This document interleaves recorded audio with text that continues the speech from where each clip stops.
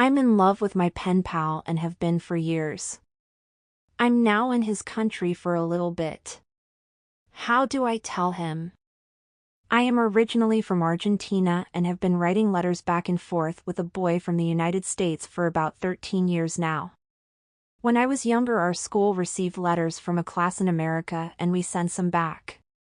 Barely anyone in my class got sent more than one, but my partner and I kept sending letters and did for about 3 years.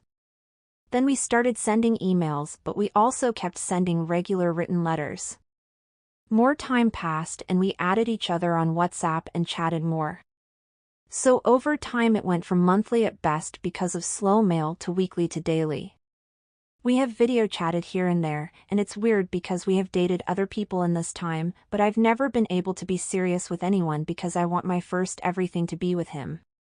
We used to voice call almost every day on my walk back from class because it lined up with his commute from work. But then he got into a relationship and the pandemic he didn't commute and couldn't talk to me as much with a girlfriend. He is single now. My problem is he definitely views me as a little sister. Argentinian school programs are very long versus the USA, and he graduated early because of advanced classes before uni, so I have been a student for a long time compared to him. He also lives a very different life than me.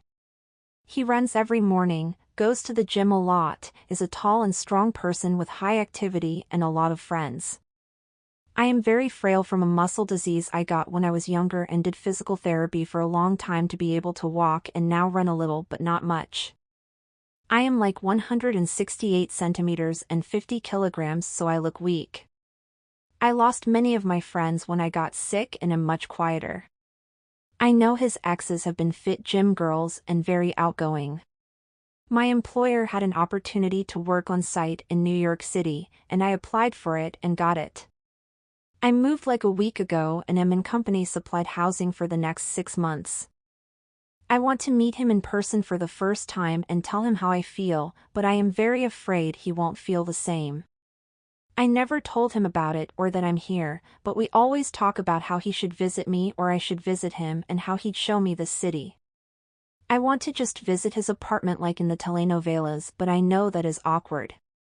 He bought a really nice apartment during the lockdowns and I often joked I would like to see it in person and he always said to stop by, and it was funny because I obviously couldn't being so far away, but now it is a subway away. I think it is worth taking the chance and risking our friendship because I don't feel like I can move on with my life without at least trying. How do I approach? Update: just got back home and done updating my friends. It went really well. I will agonize over 1 or 2 moments tonight, but it was basically perfect. We got breakfast at a place a few blocks from me, and he got there like a minute before me and we hugged at first sight, which was exactly what I needed to feel comfortable and know it wouldn't be too awkward. It felt like talking to any of my best friends or family and felt just as casual as when we talked through text or FaceTime. He had stories saved up. Like he said, there's a bunch of stories he always wanted to tell me, but that you need to do it in person so you can see how the other person responds or because it makes the story more intense. I definitely made it clear I like him though, and he didn't say anything to stop me from being a little flirty. He also paid for me, which I took as a nice sign. We walked around a bit, but I struggled a lot. Not even because of me, but despite wedge shoes he was like 15 centimeters taller and has a bigger stride, and he walks like New Yorkers so very fast. He slowed down for me, but every once in a while he would speed up to pass a smoker. We ended up passing a clothing store and he got me sneakers. I was afraid of it because I do not make a lot and cannot afford much. I'm basically on Argentina pay here, but housing is free. He bought them for me and I made a whole thing about how I was gonna pay him back because I felt guilty and I definitely made it awkward. But he said the shoes looked cute and they felt much better, so I got over it for now. We got into some deep talk accidentally a few times. I joked that I was thinking of surprising him last night, and he said he's glad I didn't because his flight back was cancelled, so he was on standby all day and was at the airport when he called me last night. He works for a startup and his boss flew her family and my pen pal to Miami because the company is starting to talk buyout, and she told my pen pal to think of a Florida house for the taxes. Plus her kids go to the university there. She wants to hire him for a new business idea she has, and he is seriously considering it because she is his first and only boss and has promoted and developed him a lot. She actually knew the company selling where he lives and gave him an advance on his bonus plus a little more and told him to buy it before the pandemic ended and property in NYC got expensive again. So we started talking about what do we want to do when we are older and where do we want to be. And I was worried because on TV Miami is a very party city, and he said that was his concern too, but that there are nice quiet areas and suburbs to raise a family. His grandparents also live in Florida now and they raised him when his parents died, so he said he was also thinking other states but that Florida made the most sense. He did joke he liked the idea of moving to Miami because he likes Latinos, which I thought was funny because none of his exes are, and I took that as a huge hint. We also talked about the love-hate so far with New York and how it's so busy and has everything but also is loud and looks hard to raise a family. When I said I could never live here long-term, he asked if I meant New York or America, and I clarified New York, and he asked if I'd really ever be okay with leaving family back home in Argentina, and I said yes very quickly, haha, because Argentina is in a bad spot economically and my family can always visit me if I get a good job in America that can pay for that. Before I left, my family told me to try and find a better company in America and stay here, lol. There are also Messi Argentina and Barcelona and now Miami shirts everywhere. So every time we would see one we'd call it out, and it just felt really fun walking around with him. There's these carts pulled by bikes that play really loud music, and I've never felt so comfortable in my life that music could make me move, and I felt like shimmying up to him whenever they passed by. So it went very well. He invited me over for dinner next week and I said I'm free tomorrow, which for me is next week, but was super awkward that I just said that out loud as he definitely meant Thursday or something, so I will remember that tonight as I stare at the ceiling, but he said Sunday works and that he will get some ingredients tonight. Update: it's been a whirlwind to say the least. Sunday I went to his place for dinner really early. I texted him I was bored and asked if I could hang out there, and he's like sure. He has a really nice apartment in the Flatiron, and it was something I always would imagine what it looked like. He runs a clean home, and you can tell it's not the kind of clean that someone just put together. When we did the tour, I went through his closets and it's basically only work or gym clothes, which I thought was funny. I really liked the gym clothes, and it was almost all from one brand, so apparently their store is 2 stops away, and he convinced me to get some.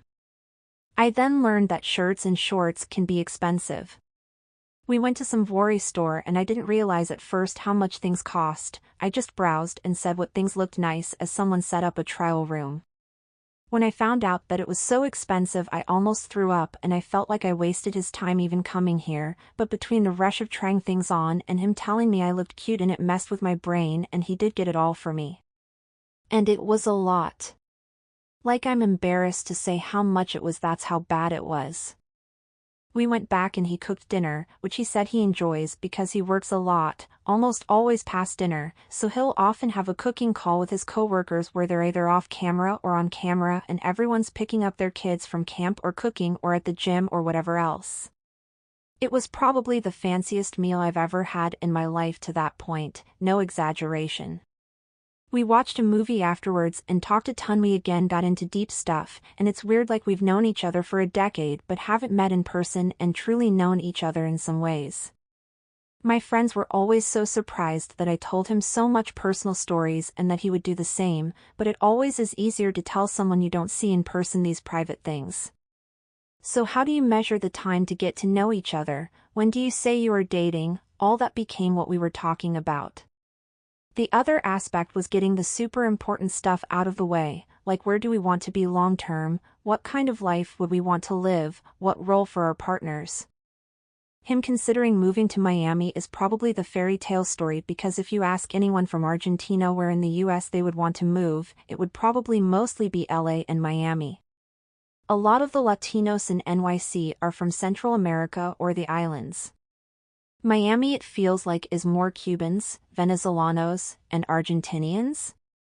I told him my faith is important to me, and I knew he was Catholic, but it was nice to confirm that he wouldn't have a problem with it. I also told him I wanted to wait for marriage to have sex, and he said he's cool with that. It's proving difficult because ever since the weekend it's physically distracting me. I can't sleep, I get distracted at work, I cannot stop thinking about it. It's so silly, but it's like being a teenager again. Tuesday we actually went out to a little park date and walk around the area too. And similar, we talked about what we are and what we want to be. I know he's probably annoyed by it, but I asked him if like these are dates and if not can I take him on one, and he said they're like date 0 and that he will take me out on a true first date the next day. We talked about like what we would look like as far as dating, because I am here until halfway through December and then I go back to Buenos Aires. He was open to distance, which was something I was dreading, because a lot of people aren't into that, and so I was afraid he'd say like, oh, we can date again when you're back in the USA. I probably won't get lucky and get a project in the USA again, to be honest, at least not New York. He said if it gets to that point we can talk vacation visas and he can visit me for a few months since time zone is similar and his job is remote flexible. He is going to visit Miami again in a few weeks and invited me because I was so curious about some of the places he was thinking of. I figure if he wants my input or me to come along, he sees a future with me.